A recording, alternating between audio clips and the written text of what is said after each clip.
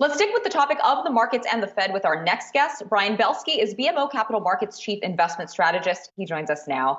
Brian, thank you so much for being with us. Looking at the market reaction to Fed Chair Jerome Powell's hearing from this morning, we have U.S. stocks turning positive, tech is outperforming, and Treasury yields are retreating, especially on the long end of the curve. What do you think that markets heard that they're responding to from Powell?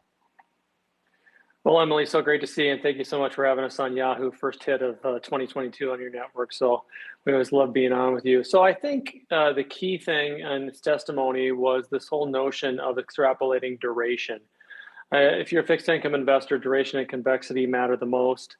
And it sure sounds to us like he is really positioning for this quote unquote normalization, which is a terrible word, by the way, and way worn out. It's going to take a lot longer than everybody thinks. And that should not come as a surprise to investors.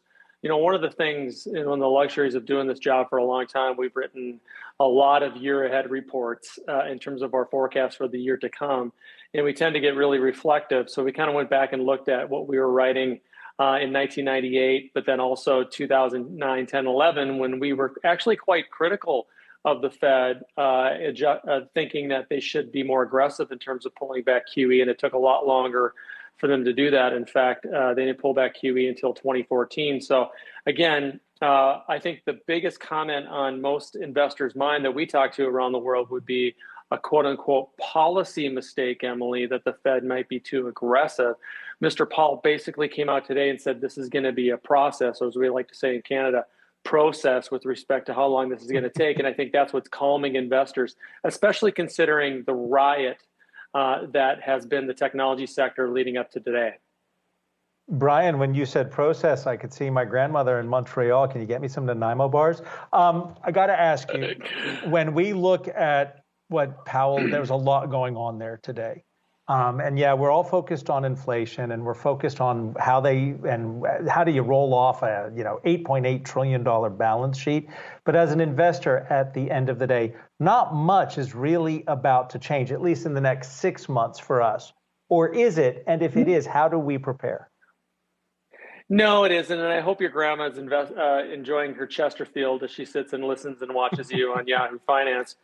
But I just have to put a little Canadian wisdom at you. This is going to take a while. And I think that's what, again, is the key thing. And, we want things right away, right? We want the new. We want it right away. And I think this vacuum, quote unquote, that the market's in right now before earnings come out for the fourth quarter and year end 2021, it caused a lot more of this volatility than should have been. If you take a look at how markets performed in 2021, growth and value were very close. Small, mid cap, and large, very close. And from a longer term perspective, you know that it takes years for big cycles to move if you're going to move into growth or move into value or move into small cap or move into large cap. And I think the consistency of U.S. company earnings is the key thing, Adam. I really believe that. And I believe that North American stocks, your grandma stocks in Montreal, and in Canada are very well positioned as well. So this is out of consensus to still like large cap and still like North America for, I think it's probably the 75th year in a row that strategists and economists are telling you to buy Europe and emerging markets. But that's way too consensus for us. I just think that investors are going to continue to pay for consistency. And they're seeing that, quite frankly, in technology. All technology stocks are not equal. They're not painted with the same brush. And some of these technology companies, in terms of the secular growth areas, what we'd like to call the consumer staples tech, things like Microsoft and Apple and Netflix and Google, are some of the most consistent earners in the entire world, let alone the S&P 500. Brian, going back to the Fed has been very communicative about its intentions to start raising interest rates this year, speed up the tapering process, and consider the runoff process. Given that these have been communicated, do you think investors should still be bracing for the market to react with volatility, similar to what we saw after last week's Fed meeting minutes were released, when we do get that first move on interest rates on that definitive QT announcement? Or do you think this is getting priced in ahead of time as we hear these discussions in real time from the Fed?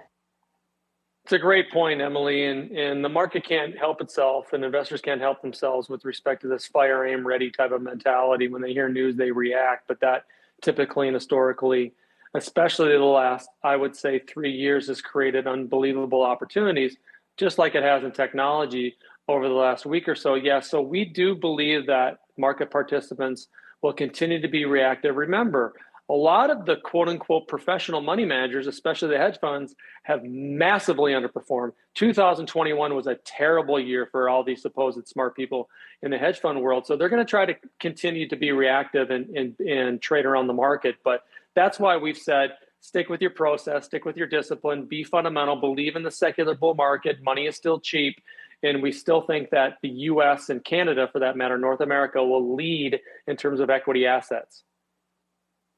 All right, we'll leave it there for now. Brian Belski, BMO Capital Markets Chief Investment Strategist, thank you so much. And it's always great getting your perspective.